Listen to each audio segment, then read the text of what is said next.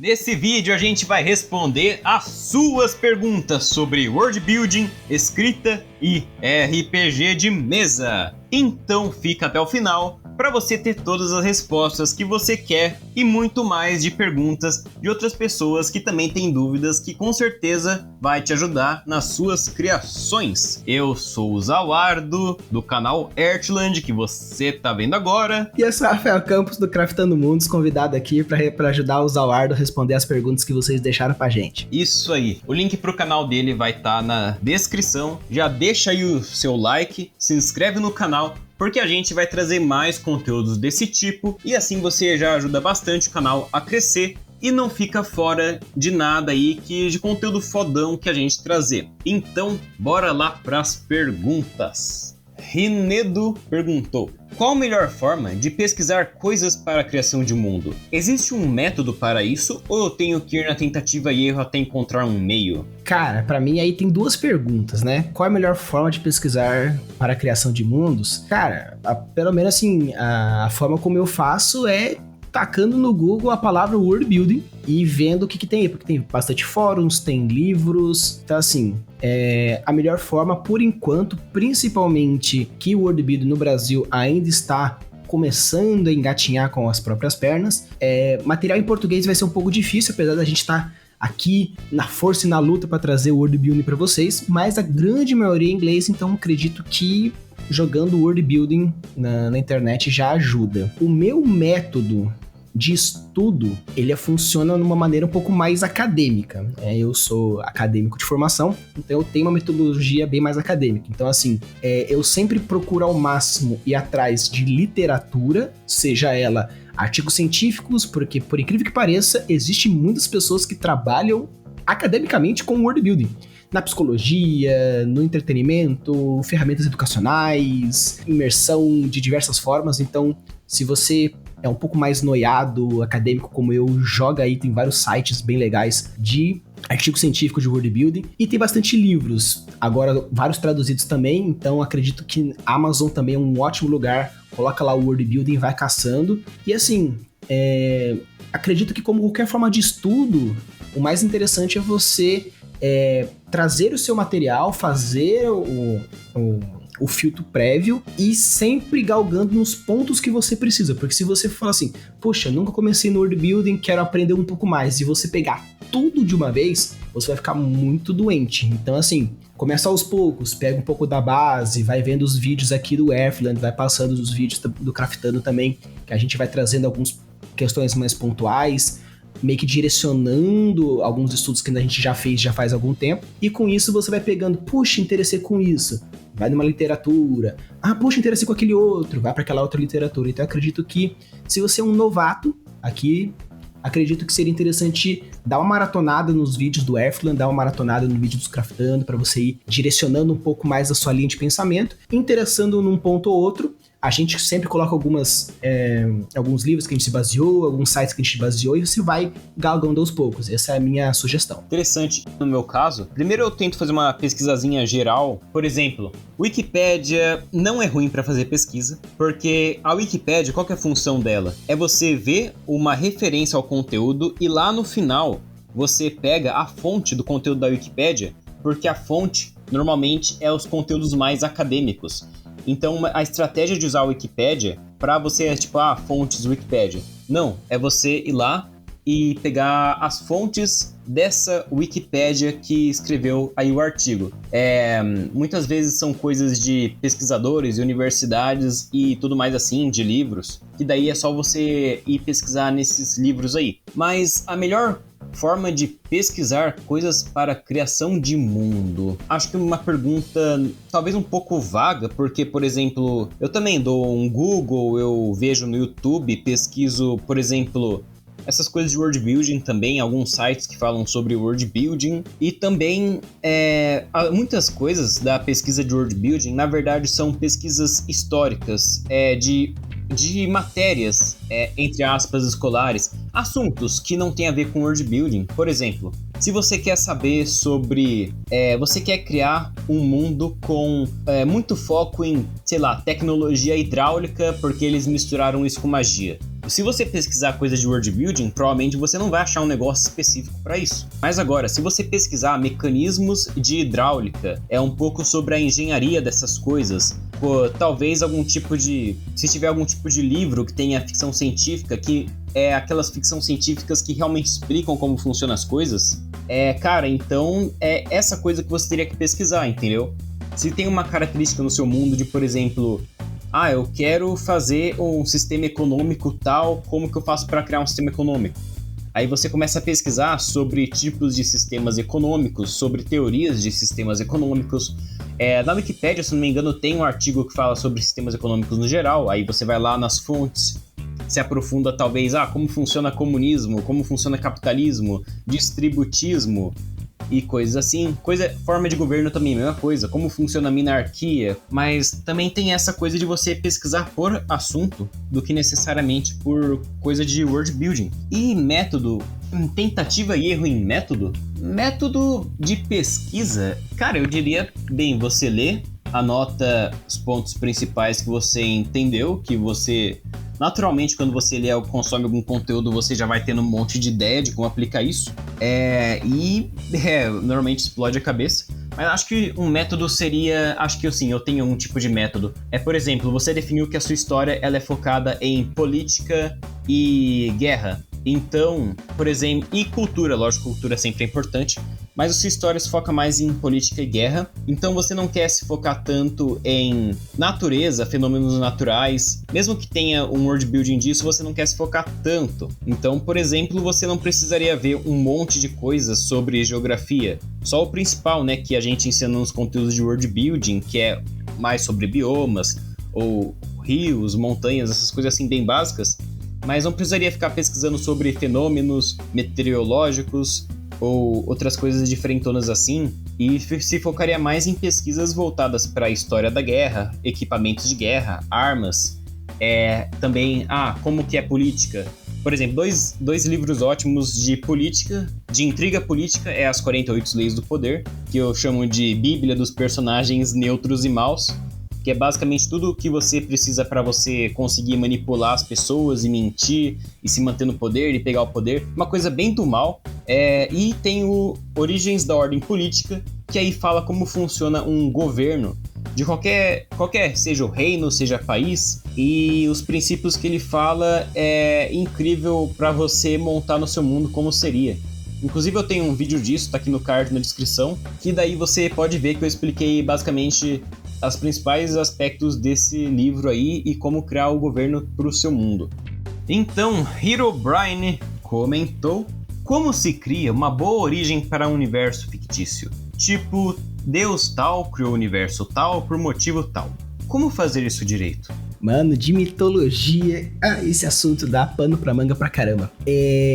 Cara, é o seguinte, se você for fazer... Eu fiz um curso uma vez que falava sobre o estudo da mitologia, tipo, seria meio que... É que mitologia já é o nome mitologia, mas assim, eu fiz um estudo uma vez sobre mitologia numa faculdade que falava alguns princípios interessantes de como funciona a questão da mentalização dos deuses, criação de mundo e tudo mais e tal. Então assim... tem algumas dicas que foi dado que eu transportei para o world building que me ajuda bastante na hora de produzir. Quando a gente fala de criação do universo, a gente pode primeiramente utilizar de diversas formas que foram criadas no próprio mundo real. Tem um universo que cria a partir de fluidos humanos, como lágrimas, suores, reprodutivos, pedaços de corpo. Tem alguns universos que são criados a partir do pensamento da vontade, outros que são criados a partir de uma essência carnal, outros de uma essência mais energética, espiritual.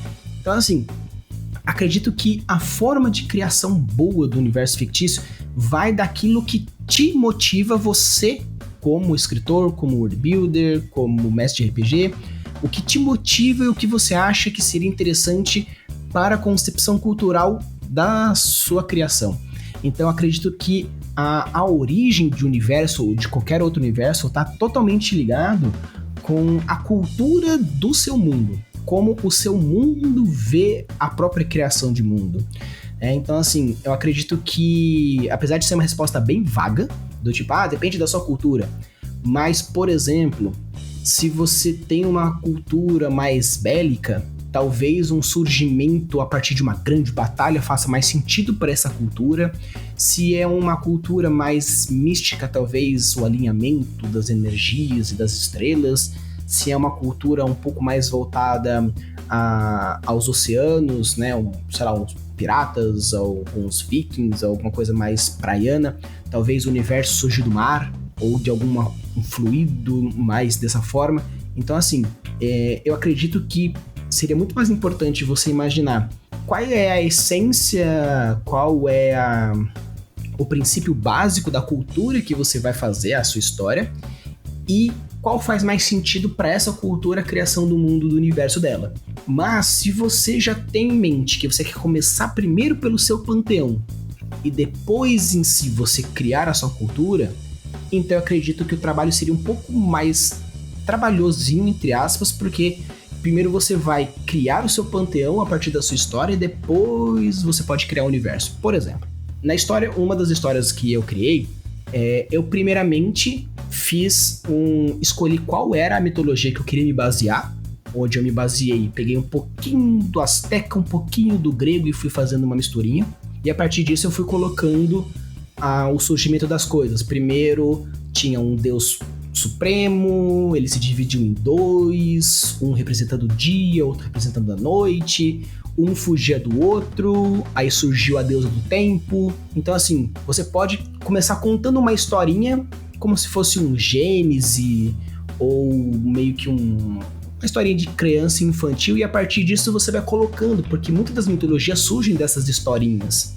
Então, a sugestão que eu dou pra você, Herobrine, é o seguinte: primeiro, se você já tem a sua cultura, pense como essa cultura vê a criação de mundo, mas se você vai começar pela criação de mundo, veja qual mitologia você acha que seria mais interessante você se basear, e depois disso você começa a contar uma história onde, o Deus X fez isso, aquele outro, surgiu tal coisa, e por causa disso surgiu daquele outra coisa, e deixa meio que seja jardineiro nessa hora, porque depois que você jardinou bastante, criou bastante material, você vai fazendo algumas conexões mais arquitetônicas, né? Mas dá uma cabeça mais de arquiteto, fechando alguns pontinhos. E isso que eu sugiro pra você. Sim, e se você tá curioso pra saber o que é ser jardineiro ou arquiteto, eu vou deixar aqui um vídeo na card, na descrição, que eu explico o que é você ser um escritor, jardineiro ou arquiteto, ou até um meio termo entre esses dois, e mostro um monte de estratégias e vantagens de cada um. Então, depois vai lá. E, Rafael, achei que você disse coisa muito importante aí realmente a ver com a cultura. Começar pela cultura ou começar pela mitologia em si. Porque assim, eu pelo menos eu gosto de sempre fazer nas minhas histórias uma semi-verdade ou semi-fictício. Porque eu acredito que sempre humanos vão distorcer as coisas. Então, pode ser que as culturas do seu mundo, por exemplo, essa da guerra, acredita que o mundo foi criado a partir da guerra, mas na verdade o mundo não foi, e eles meio que misturaram a verdade com a mitologia, ou a verdade com a mentira, ou eles só criaram uma mentira aí para justificar os atos deles. Mas você poderia começar assim pela cultura mesmo e até fazer a mitologia real, igual o Rafael falou, de que reflete na cultura do seu povo. Ou começando pela mitologia, você começaria então por essa historinha aí. Talvez também, sendo jardineiro, porque traz mais criatividade, né? Mas se você quiser fazer uma estruturinha bem básica, só os pontos principais mesmos, tipo, eu preciso falar que surgiu a magia, surgiu o dia-noite e surgiu, sei lá, desastres naturais. Tipo, esses são pontos que você gostaria de se focar, talvez. Aí você escreveria também para lembrar desses pontos e conectar eles, dar causa e consequência. Só que aí, começando pela mitologia, cara, você tem que levar muito em consideração como a história, né, dessa mitologia vai afetar as culturas. Porque o humano é cheio de criar justificativa para o que eles estão fazendo, para eles continuarem fazendo isso daí. Digamos que na mitologia do seu mundo, os humanos foram criados, igual acho que na Suméria, para serem escravos dos deuses, e as mulheres, as deusas, sempre foram do mal. O que isso diz? Diz que mulher é do mal, e que todo mundo tudo bem você ter escravos. E daí vem gente reclamar, daí os sacerdotes falam: gente, tá na criação do mundo, até os deuses fazem isso. Então tá tudo bem fazer isso, é assim que é a ordem do mundo, é a lei natural do mundo. Então tem que levar bastante em consideração o que é as implicações que a sua mitologia traz. E, logicamente, poderia ter pessoas que, na verdade, dizem que não foi assim, mesmo se foi. Ou dá pra daí mexer muito com a evolução ao passar dos tempos e as reformas culturais que tem, né? Cada vez mais a história vai sendo distorcida e vai virando outras coisas.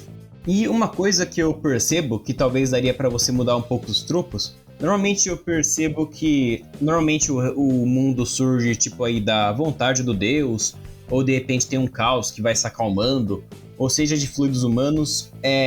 O Deus normalmente ele não tem uma motivação em si do porquê criar o mundo, ele cria praticamente do nada. É que também a origem de tudo mesmo é foda, né? Tipo, como que você vai criar algo meio que sem ser do nada, né? Se bem que também dá pra existir um mundo anterior a esse Deus meio que cria esse outro mundo, ou ele ajeita o mundo que estava caótico, mas enfim. E daí normalmente o que começa a acontecer é que esse Deus começa a criar vários deuses menores, e um ou mais desses deuses se tornam do mal, por algum motivo. Às vezes o motivo talvez daria pra ser resolvido com um diálogo, e começa guerras, e isso explica maldade no mundo e coisas assim. Então essa... Não é que é fórmula, não é que é ruim ter isso, tá? Dá pra deixar isso aí legal. Mas só tô falando que caso você queira também mudar mais as variáveis, né, de criar uma mitologia, daria pra você mudar isso daí. Talvez, sei lá, os deuses destruíram o mundo anterior e daí por isso que ficou caótico, e os deuses também foram destruídos nessa puta guerra aí, e daí ajeitou e o novo mundo foi criado. E aí os deuses, né, eles estão espalhados pelo mundo inteiro e eles começam a se juntar cada vez mais para eles surgirem e continuarem com essa guerra que vai destruir o mundo de novo. Ó, que legal, você criou um apocalipse cíclico. Será que os povos do seu mundo vão conseguir fazer magia forte o suficiente para derrotar os deuses e impedir que eles destruam pela 100ª vez o mundo? Será que os deuses têm mesmo uma concepção de certo e errado? Ou será que moral de certo e errado é algo totalmente criado pelos humanos? Será que aquele Deus que é do mal, na verdade ele não é um Deus de boa, que é tanto do mal quanto do bem, mas a cultura fala que ele é do mal por algum motivo, e outra cultura fala que ele é do bem por algum outro motivo, ou coisas assim? Daria para daí você mexer nessas partes aí e... Enfim, né, depois logicamente você revisa tudo que você criou para deixar ainda melhor as coisas. Porque a primeira versão, normalmente, ela sempre é a piorzinha que sai, até você revisar com novas ideias, novos insights que você foi tendo e ficar bem da hora. Sobre a motivação, uma coisa que você pode pensar é o seguinte, até hoje, durante toda a existência da filosofia humana, tem várias pessoas que ficam pensando nessa concepção de Deus e o certo e errado, moral e ética e tudo mais. Onde Deus é perfeito, outros falam que Deus tem as suas falhas e tudo mais e tal. Então, você pode pensar, por exemplo, se os seus deuses forem bem parecidos com os humanos, não digo tanto na questão física, mas sim na questão moral, ética, emocional, às vezes, por exemplo, eu tô com tédio, decidi desenhar uma cena de um quadrinho numa folha de papel. Criei todo um mundo para desenhar um quadrinho simplesmente por causa do tédio. Então, às vezes, você não precisa criar uma motivação de, não, porque a existência de sei lá o quê. Não, às vezes o Deus é poderoso, ele tá com tédio, espirrou, ou simplesmente tava sozinho. Então, assim, às vezes vale a pena você mesmo se perguntar por que você faria tal coisa, A, B, C ou D. Hoje eu tô afim de comer pouco mortadela e não cachorro quente. Por quê? Não sei, porque veio uma propaganda da Seara e me deu vontade de comer mortadela. Cara, você não precisa de uma motivação, você só viu o negócio e tava afim e fez. Então, às vezes, simplesmente você deixa a motivação, que nem o Zal acabou de comentar, do tipo, faça as coisas e depois quando você for revisar, fala, puxa, pra esse Deus tem mais cara de uma motivação talvez de vingança, então ele fez tal coisa. Esse por ser mais benevolente, talvez a motivação seja o apaziguar a guerra que você fez dos outros deuses na página anterior. Então assim, vai criando aos pouquinhos, vai criando aos detalhes e vai encorpando. E sempre é bom, se você tiver alguém que possa ser o seu leitor para dar aquelas suas sugestões, é sempre interessante. E como aqui no Nerfland também tem, né, uma parte de a leitura da mitologia dos inscritos, depois se tiver a sua ideia, comenta lá e vai dar a opinião dele também. Sim, sim. Inclusive, esses vídeos de lenda dos inscritos são ótimos, tanto pra quando eu acabo lendo a mitologia quanto não, porque o pessoal comenta bastante a deles, então é uma grande fonte de inspiração pra você, cara. É basicamente uma biblioteca esses livros, esses vídeos. É basicamente cada vídeo é uma prateleira nova, cheia de mitologia e outras coisas pra você se inspirar também. Só não vai roubar totalmente, né? Se inspira, mas não rouba, pelo amor de Deus. Coitado do cara que postou lá. E, Rafael, você me deu uma ideia agora de uma mitologia onde os deuses criaram vários mundos, meio que numa disputa, e depois no apocalipse, entre aspas, eles vão juntar esses mundos pra ver qual mundo que vai conseguir dominar o resto, cara. Nossa. Pois é. Quando eu tinha 12 anos, eu imaginei uma história assim, numa pegada como essa, só que não foi pra frente, porque eu era um jovem world builderzinho e só ficou na base das ideias, mas mais pra frente eu acredito que vou pôr pra frente, porque... Sem contar que também tem, né, um anime que é Os Deuses versus a Humanidade, também tem um negócio desse. Bem, então, continuando aqui, Canoa Furada comentou: como faço um povo evoluir mentalmente? Como com o tempo a inteligência de um povo pode mudar? Velho, nós estamos falando de evolução intelectual do cérebro. Cara, ainda bem que tem um professor de biologia aqui.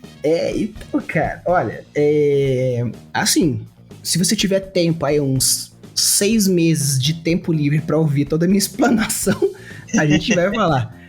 Mas, cara, seguinte, cara ou mina, não sei, né? Pessoa que fez a pergunta.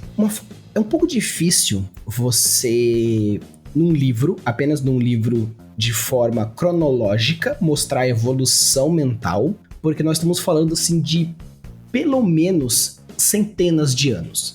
Na casa de 10 mil, 5 mil, 8 mil anos de existência humana para falar de evolução mental. Tá? Então, um pouco mais difícil. Então, assim, num livro, vocês mostrar a evolução mental num livro ou numa campanha, cara, não sei quantos anos de campanha você vai fazer o negócio para mostrar isso. Mas você pode mostrar indiretamente. Como, por exemplo, você pode fazer alguns posicionamentos no seu globo mostrando mais ou menos a origem de alguma coisa. Por exemplo, nós estamos... O chinês começou com a técnica de produção de arroz. Depois de 10 anos, ele expandiu e chegou até o sul da Mongólia. Da Mongólia passou para a Índia, da Índia subiu por Oriente Médio, do Oriente Médio entrou na Europa. Se você for ver, a técnica do europeu é muito pior do que a técnica do chinês, que já está na tentativa e há sei lá quantos milênios.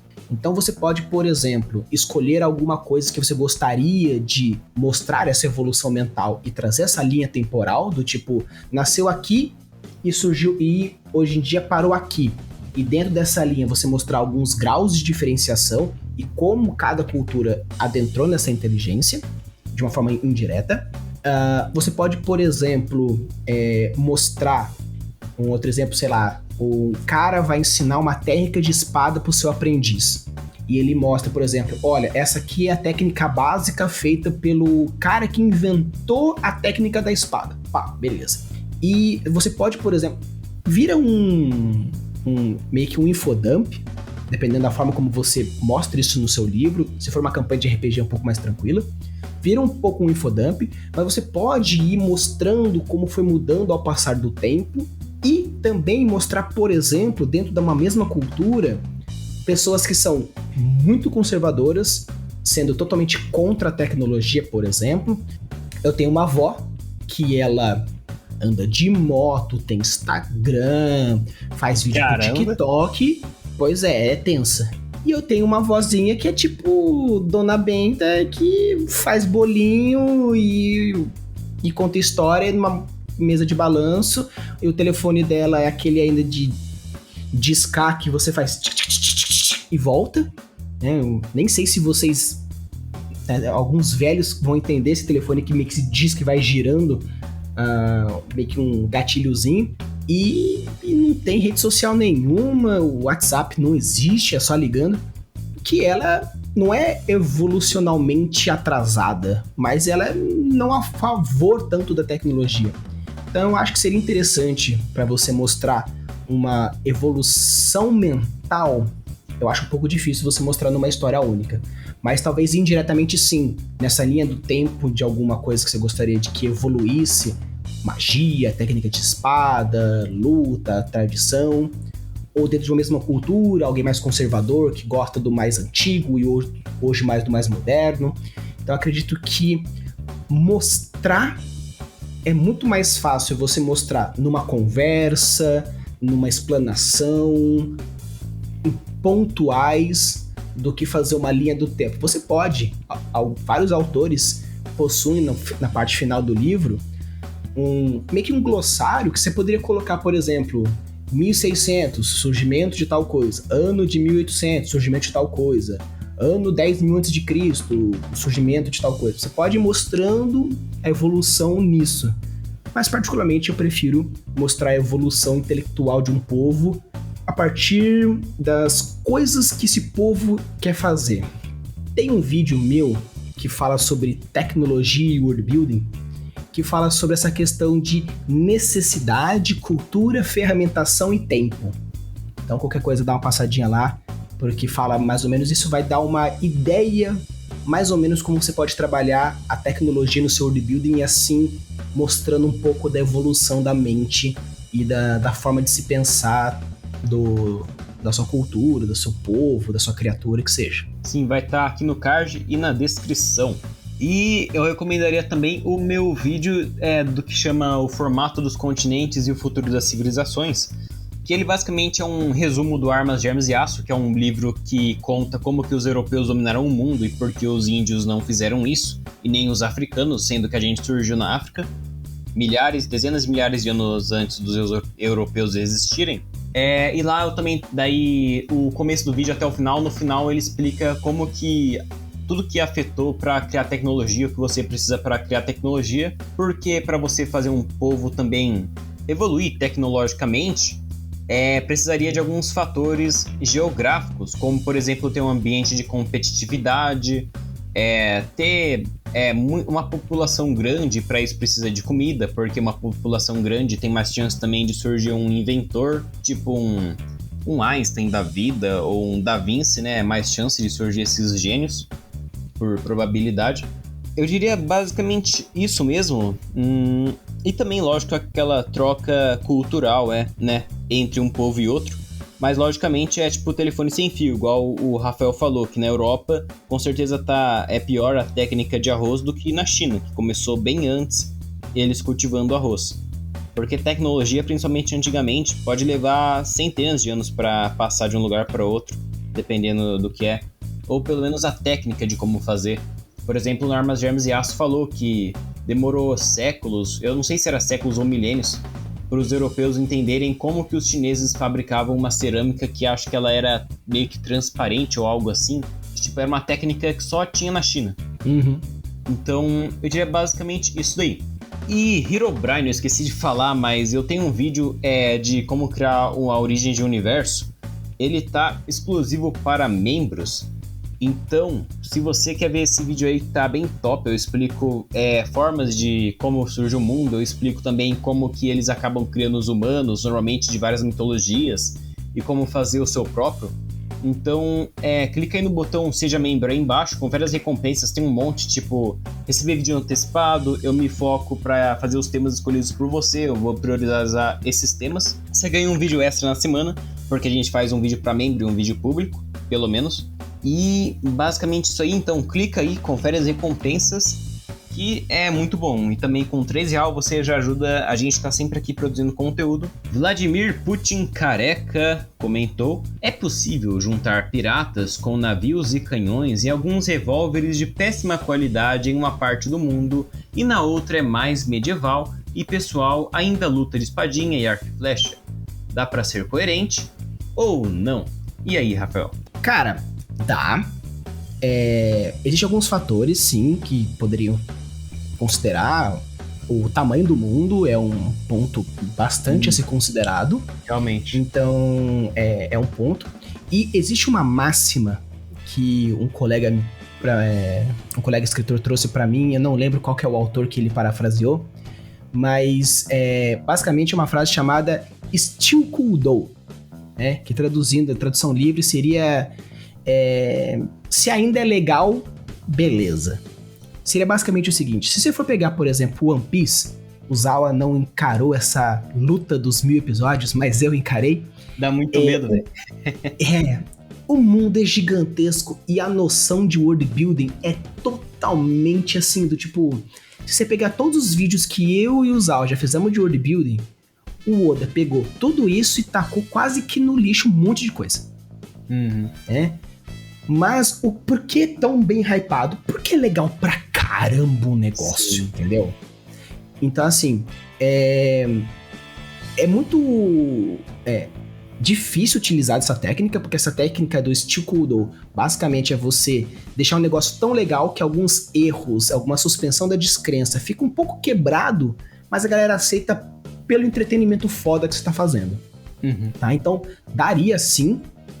E se você for pegar a história das armas de fogo surgindo a partir de alguns fogos de artifício na China e tudo mais e tal, e for pegar bem esse trecho histórico do início das armas de fogo para a questão medieval, nesse meio tempo, sim, você consegue muito fácil, porque se você for ver que a guerra de independência do Japão tinha um lado os revolucionistas samurais e do outro lado a galera que trouxe armamento bélico dos Estados Unidos e da Europa. Então era um monte de samurai contra gente de espingarda, tanques, etc. Então assim, existe sim alguns fatores históricos. Se você for pegar o filme O Último Samurai, é bem legal você pegar esse ponto, porque traz essa questão. Mas se for pegar, é o quê? É o Japão e os Estados Unidos. É o Japão e a Europa. Estamos falando de muitos quilômetros de distância, né? Porque como o Zawa comentou numa pergunta anterior sobre essa questão de interconexão de cultural, se é um mundo muito pequeno e esses países são muito próximos, seria muito mais fácil que tivesse dois países relativamente próximos tecnologicamente. Claro que você pode considerar a questão cultural, xenofobismo,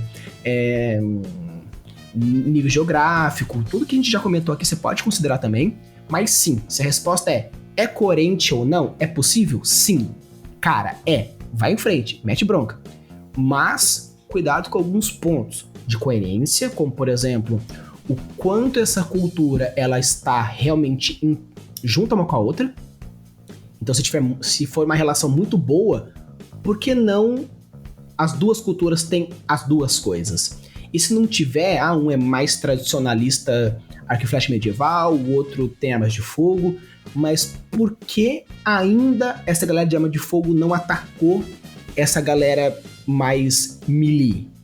Então assim, você tem alguns pontos a ser considerados, algo que você pode colocar na sua história, por exemplo, a sua história será o período histórico que os caras desenvolveram arma de fogo, aprimoraram e agora eles estão invadindo essa galera. Pode ser um momento da sua história, um pré-momento a isso, ainda não chegou, ou acabou de acontecer. Então, assim, existem vários pontos a ser considerados, mas sim, é coerente, dá pra fazer.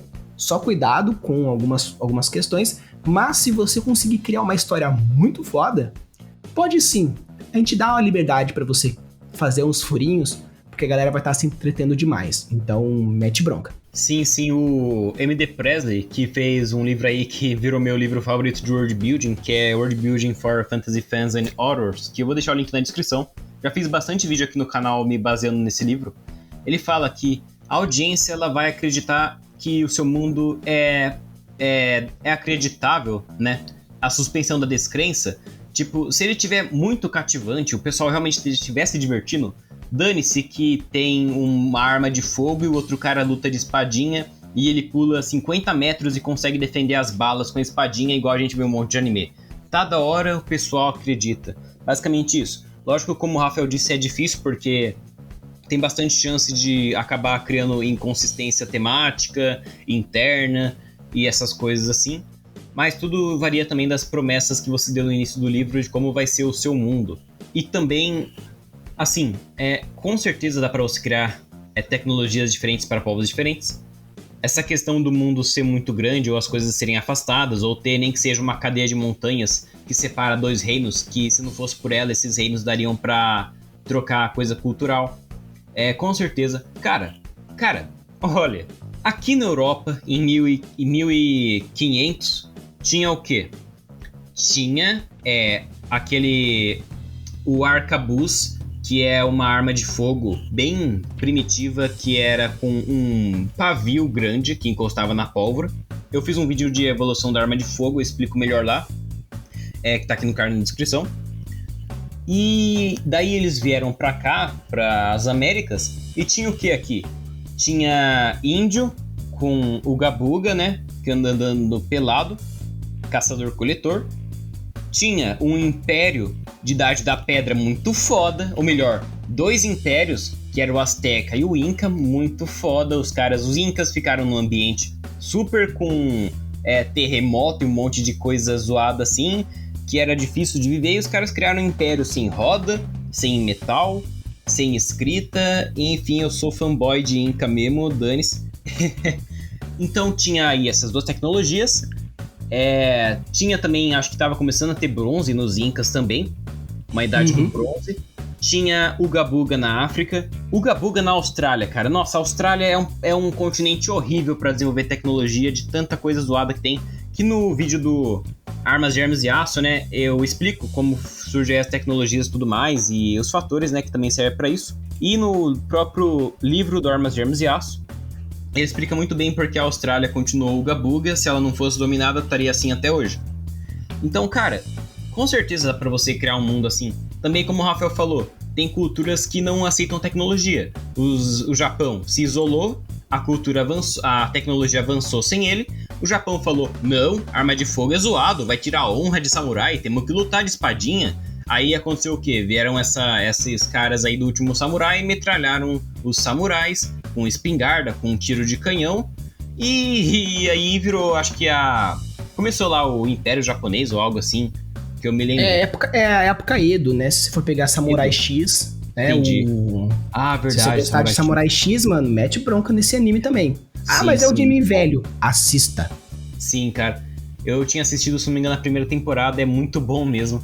Eu não lembro porque eu tinha parado, acho que foi só por desacostumar mesmo, mas caramba. O filme também é bom. Os filmes de live action é praticamente o único filme de anime que realmente deu bom, muito da hora também. Bem, então, praticamente, Vladimir é totalmente possível.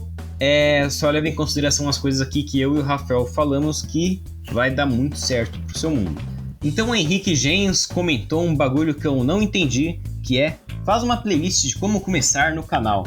Como assim? Você entendeu, Rafael? Eu entendi porque eu dou aula pra várias idades, então eu acho que eu entendi que ele falou assim, que você fizesse uma playlist de como começar, vírgula, no canal. Ou seja, ele quer uma playlist de como iniciar um world building, quais são os primeiros passos. Se não for isso, Henrique, deixe nos comentários. Não é isso, mas eu acredito que seja isso. Então eu acho que ele tá pedindo, por favor, Zala, faça uma playlist dos primeiros passos, ou qual, na sua opinião, seria os primeiros vídeos que ele deveria assistir para começar o world building. Entendi. Realmente, né? Aquelas playlists que comece por aqui, né? Que aí tem uma ordem cronológica. Realmente. Valeu pela sugestão. Vou ver de fazer, sim, alguma coisa do tipo. Tanto pra RPG, quanto pra escrita, quanto pra world building. Se você quiser, lá no meu tem uma playlist de 6 episódios de como começar uma cidade. Então, se você quer começar uma cidade e não tem uma ideia, primeiro falando um pouco sobre uma questão da essência da cidade, motivação, criação da cultura, política, economia de cada uma delas. Então, se você é daqueles que gosta de começar do pequeno pro maior, começando pela sua cidade, tem uma playlist lá, bonitinha. E, inclusive, além dessa playlist, Rafael, você tem no seu canal Craftando Mundos uma playlist de realmente introdução de world building, como começar e tudo mais, que foi um dos primeiros vídeos que você fez, cara. Sim, foi assim, quando ainda eu filmava com uma webcam de R$20. Mesmo assim, conteúdo é bom, cara. O conteúdo foi bom. Vou deixar essas duas playlists aqui no card na descrição. Acho que já lotou os cards, mas eu vou deixar tudo na descrição então. Vai lá e assiste lá. Carla Evangelista comentou: então, eu queria criar 4 espécies de dragões e a maior espécie eu tô indeciso se eu faço ele com 2 asas e 2 pernas ou eu faço ele com 2 patas e 2 asas. Também tem alguma ideia para as outras 3 espécies de dragões? A outra coisa, como você acha que deveria ser a reprodução dos dragões?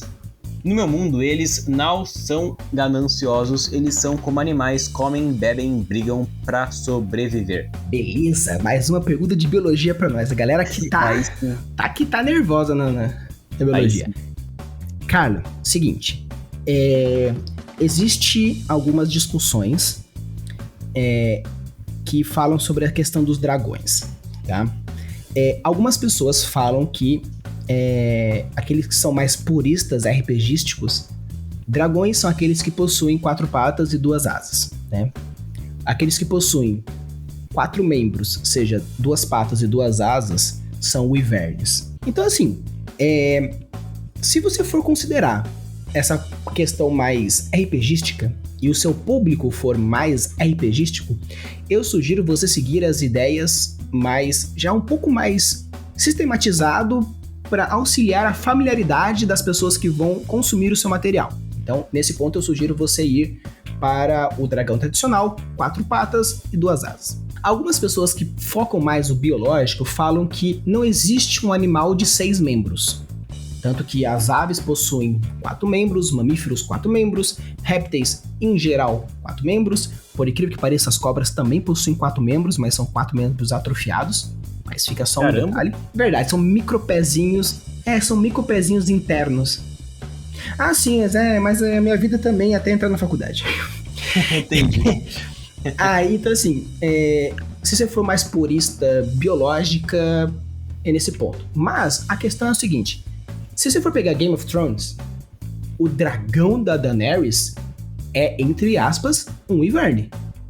Mas como no filme, na série, no livro, o George Martin falou: o meu dragão é assim e você que lute, ele já estipulou. Então, mas os dragões... A minha história é essa, meu querido. Faça dessa forma. Tá? Então, assim, Carla, se você acha que o seu público se foca mais nesse nicho de RPG, mete bronca, faz o dragão tradicional que a galera conhece. Se você acha que vale a pena seguir mais pro biológico e tudo mais, eu acredito que vai, então, para o outro lado, se você se sentir mais à vontade.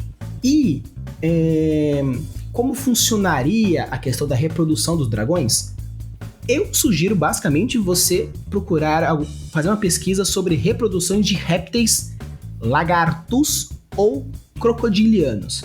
Eu sugiro mais lagartos mesmo, tá? Porque existem diversas formas interessantes e, querendo ou não, o dragão é um lagartão gigante com asa, né? Então, acredito que você fazer uma pesquisa tem muitas curiosidades legais. Se você quiser depois, deixa nos comentários, eu indico para você um livro bem legal que eu usei na faculdade sobre répteis, talvez te ajude mais nessa questão. E que vai entrar basicamente também te ajudando a responder a pergunta. Eles comem, eles bebem, eles brigam. Então assim, eu tenho um colega que ele gosta dos dragões ferais. Ou seja, para eles, os dragões são criaturas como qualquer outras. E tem alguns amigos que preferem os dragões místicos, conselheiros, milenares e tudo mais. Não são bichos, mas sim criaturas mitológicas. Então eu acredito que vai mais assim, você, Carla, você me responda. Que tipo de dragão você gosta? Eu gosto dos dragões ferais, do tipo bicho, que isso e aquilo e aquele outro, e sobrevivência, instinto. Então, minha querida, mete bronca, cai nessa cabeça, vai nisso e faz a sua alegria. Porque não existe algo que tira mais o tesão você ver um autor que não gosta da própria história. Então, se você curte isso, mete bronca, entra, dá uma pesquisada, faz aquele outro, depois deixa nos comentários caso você queira alguma referência um pouco mais focada, que a gente vai atrás e com certeza você vai criar uns bichos bem legais. Uhum. Sim, eu tenho uma recomendação de uma coisa que eu vi, que se você quiser seguir um princípio mais biológico, Carla, é o mocumentário, que chama The Last Dragon, que também tem em português. É que eu não achei o título em português, mas em inglês é o The Last Dragon, mas tem sim a tradução. Eu já vi com o Gaku e com a minha mãe, que ela inclusive adorou, que mockumentário é um documentário fictício. Porque, por exemplo, nesse mockumentário, é como se fosse um documentário mesmo do History, né? Nat Geo, essas coisas assim, que conta como foram surgindo os dragões dentro do período Cretáceo, e falando, será que existe mesmo? Como teria sido a reprodução deles? Como que funcionava a biologia deles, os órgãos e tudo mais? Aí, enquanto tem essa parte de explicação, tem a parte da outra história, né? Onde é um cientista que ele foi chamado para investigar uma carcaça de um bicho que foi congelada. E ele acredita em dragões. Aí, ao longo do documentário, você vai vendo que cada vez mais eles vão descobrindo evidências que provam que aquela carcaça, né, era de um dragão mesmo. Tanto que tem uma parte muito da hora lá, que o cara, ele descobre meio que um órgão, que era uma bolsa de algum gás, que se juntava com outro quando saía da boca, então soltava fogo. Quando o cara descobre isso, ele fala, eu tava certo, o dragão existe! E o cara fica mó felizão. Cara, e esse documentário foi muito da hora, que quando eu assisti, né, eu pensei, peraí, só um documentário mesmo? Porque documentários, eles muitas vezes parecem documentários, sim. Então é uma sugestão aí que acho que você vai gostar bastante. E tem uma outra. Tem meio que um documentário mesmo do Animal Planet, chamado Dragons, A Fantasy Made Real, aonde o cara, ele propõe se realmente dragões existissem, como seriam meio que biológicos, entre aspas. Então é meio que uma conversa de alguns biólogos falando sobre isso. Então, assim, tipo, os dois, tanto que o Zawa tá falando quanto o que eu tô falando, são bem velhos. Você vai achar no YouTube, foi postado 6 meses atrás. Só que o negócio tem uns 10 anos no mínimo. Uhum. Então, mas dá uma procurada, com certeza você vai achar algumas coisas bem legais. Sim, acabei de pesquisar aqui, os dois são de 2004, e achei aqui um negócio que tá no YouTube, né, que chama Dragons, a Fantasy Made Real. Não sei se não tô falando pra você assistir, não sei se é pirata, eu sou contra a pirataria, mas tá aí no YouTube, quem sabe alguém não um vídeo parecido, né? Eita, mas tá em inglês. Sim. Enfim, mas com certeza eu acho que provavelmente deve ter em português, né? Vira e mexe o pessoal traduz, né? Que vocês passam no Animal Planet. Mas daí pesquisa então, que deve ser bem foda. Bem, agora Suka Taihei comentou: como trabalhar a globalização no meu mundo? Tem uma história com uma ambientação levemente futurista. Sendo um mundo com tecnologia e comunicação avançados, imagino que um processo de globalização e troca cultural massiva seja inevitável. Já o mundo de outra história minha não é tão tecnologicamente desenvolvido, mas há um certo nível de globalização, já que a magia permite teleporte e comunicação a longa distância, embora haja uma certa resistência cultural. Minha dúvida é: que aspectos eu manipulo para mostrar o processo de globalização e quais eu posso usar para ressaltar singularidades culturais? Por sinal, como posso trabalhar a interação entre diferentes nações em mundos com essas características? Além, é claro, do quanto os habitantes de uma nação sabem sobre a outra. Para não ficar igual aquelas histórias em que os caras têm internet, smartphone, teletransporte, mas parece que toda nação é uma Coreia do Norte de tão poucos personagens sabem sobre outras nações. Se possível, não querendo me estender muito na minha pergunta, mas já me estendendo, como recomendam trabalhar lendas, notícias, boatos, figuras famosas e fake news em mundos assim? Caramba, Tsuka! Quanta pergunta junta em uma e interrelacionada, mas é incrível que normalmente o pessoal não pensa muito em globalização, né? Mas é um negócio que com certeza mudaria o mundo inteiro, igual mudou da gente. Nossa, Então, Rafael, o que você pensa disso? Olha, Tsuka, parabéns, com certeza eu vou, depois com mais calma, eu vou fazer um vídeo especialzão só explicando isso com mais detalhes, porque a gente vai ter que falar rapidinho aqui. Aí sim. Mas assim... Quando esse vídeo sair, vai estar aqui na descrição e no card. Então, Tsuka, é o seguinte, a globalização, ela é algo que você pode trabalhar de diversos pontos. A globalização, ela basicamente existe uma...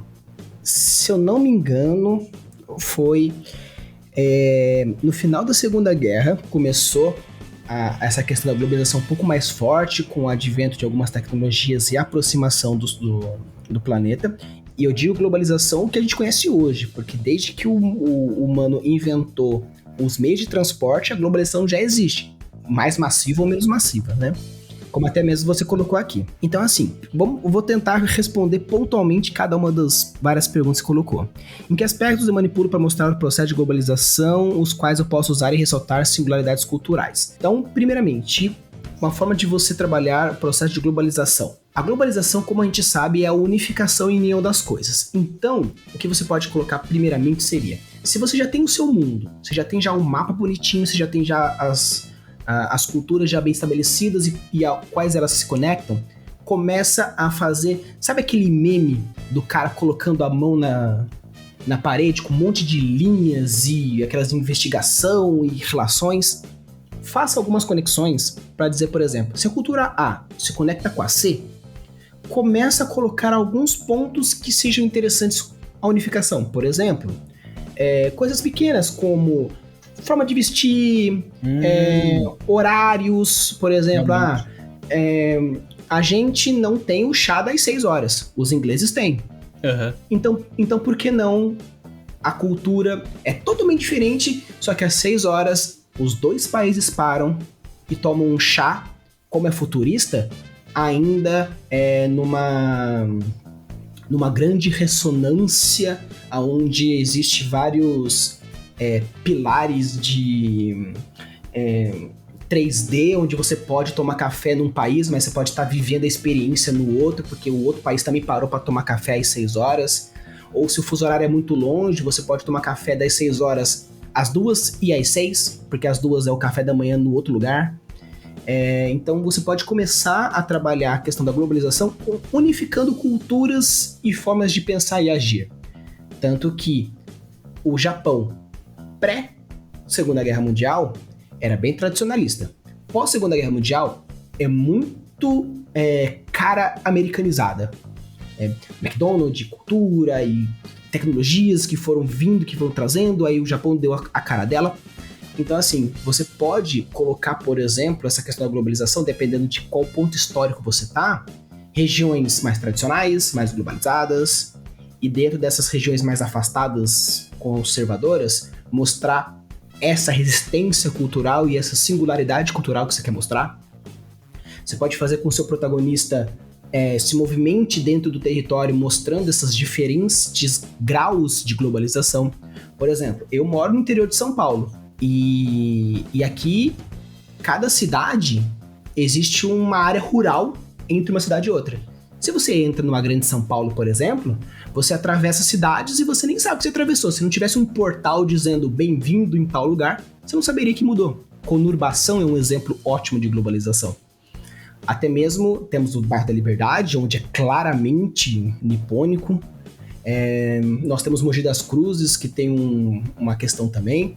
Então, assim, você pode ir colocando pontualmente ou muito grosseiro, dependendo do nível de colonização e globalização, mostrar, por exemplo, nós temos o Japão japonês e nós temos o Japão americano, onde as pessoas têm a feição japonesa, porque são japoneses, mas falam inglês, a cultura é totalmente americanizada, pessoas que querem ser tanto americanos que fazem plástica para modificação da face. Existem N graus que você pode trabalhar a globalização dependendo do quão você unifica. Esse é o primeiro ponto. E que você colocou para não parecer uma Coreia do Norte onde ninguém conhece o outro. Por exemplo, os americanos, eles são um dos fatores que mais trabalham a globalização, porque eles exportam para um monte de gente e a gente brasileiro importa muito deles, porém, eles são tão ultranacionalistas que muitas coisas que são fora dos Estados Unidos, eles não se importam tanto. Então você pode trabalhar também, por exemplo, alguns países, mesmo ultraglobalizados, ultranacionalistas, aonde eles importam a cultura dos outros, incorporam para a cultura deles, sem se importar de onde veio. Então existem diversos mini pontos que você pode trabalhar essa questão cultural. E se você quiser, por exemplo, pegar o Star Wars, toda a trilogia clássica 4, 5, 6, a trilogia primária 1, 2, 3, porque as mais recentes não trabalham tanto isso.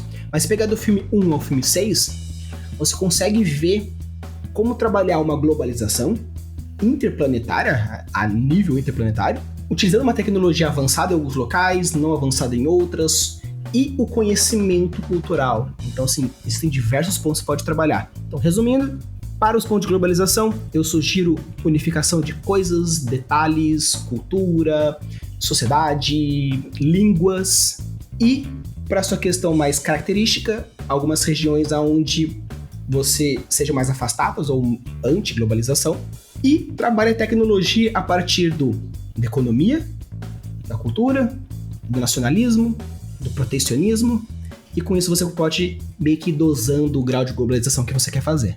Falei bastante. Perfeito, perfeito. Quanto mais aí conteúdo, melhor, cara. Ainda mais com uma pergunta gigante dessa num tema tão complexo. Por favor, faça um vídeo focado nisso.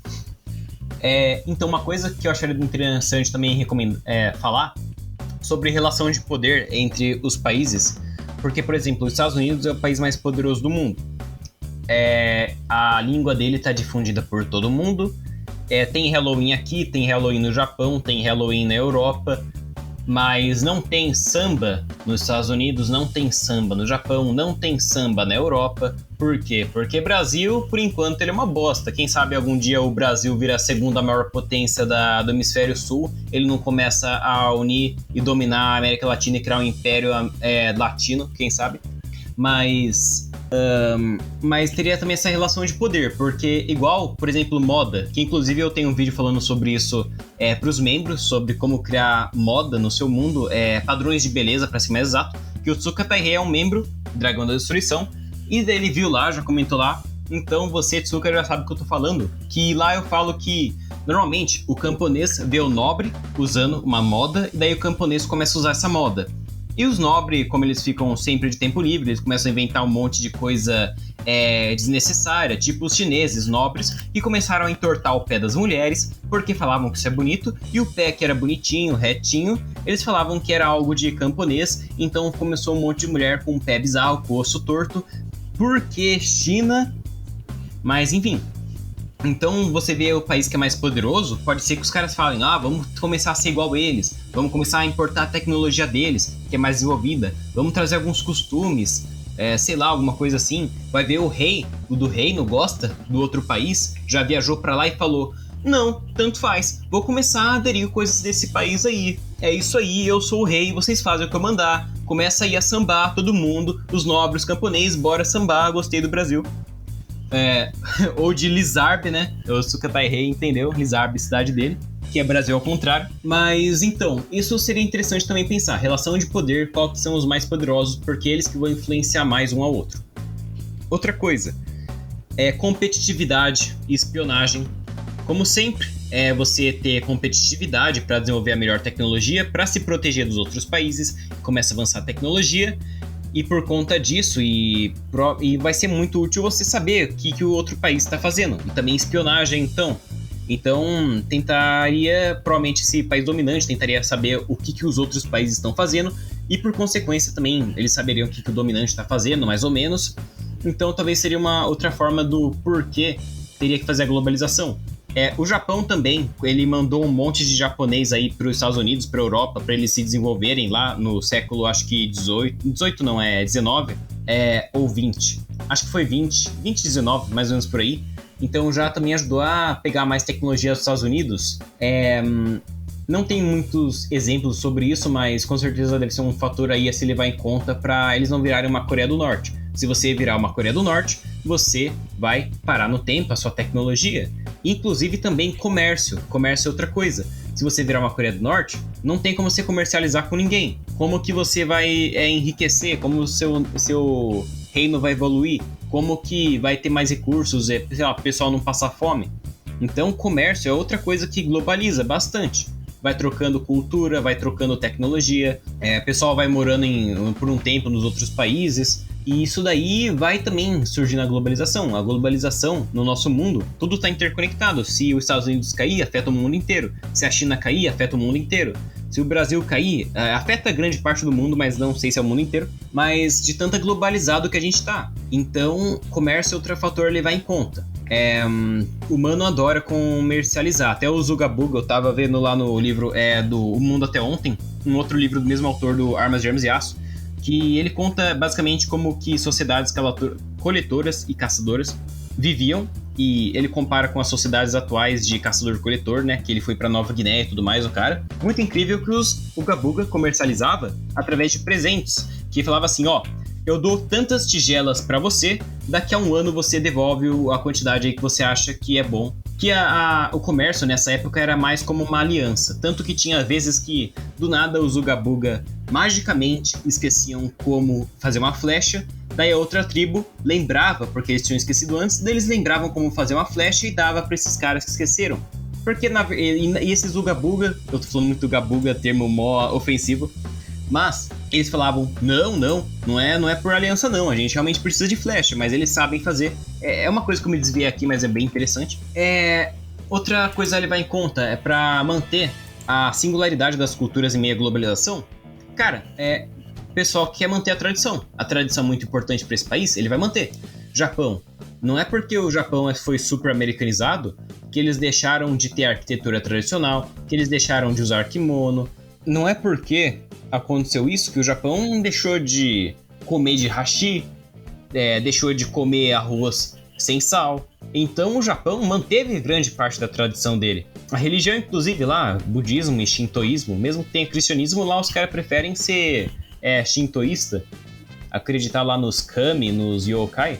Então outra coisa, não é porque o Brasil foi americanizado que a gente deixou de ter aí festival brasileiro, tipo festa junina e coisas assim.